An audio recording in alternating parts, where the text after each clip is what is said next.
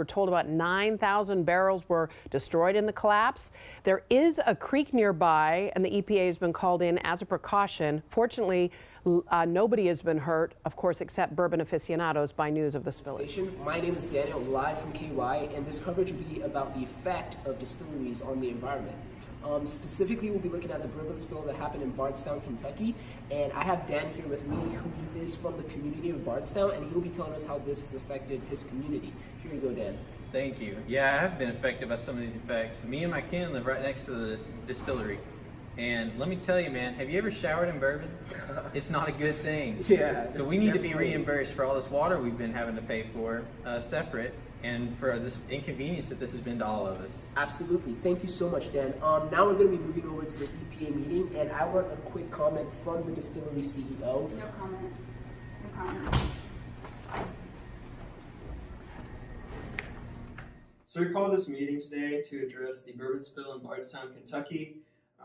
So there were about 9,000 barrels of bourbon that were spilled, and some of the effects include over 800 fish in the nearby stream have suffocated due to the decrease in oxygen levels in the water. And so there are several EPA acts in place right now to help regulate the emissions of the bourbon and distillery industry. So could you tell us a little bit about the process of distilling alcohol and bourbon production? Yeah, so making bourbon starts with grains such as corn, rye, and malt, and then those grains are cooked. They're fermented and distilled, and the byproduct of our processes actually can be served as animal feed. So how would changing parts of the bourbon production impact the economy in Kentucky? So as you guys all know, Kentucky produces and ages 95% of the bourbon consumed around the world. And of the 50 distilleries in Kentucky, only 3 of them use 100% locally grown corn.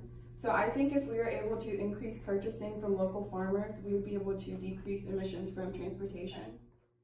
In distillery operations, it's common to discharge the byproduct into local sewer systems or convert that into feed.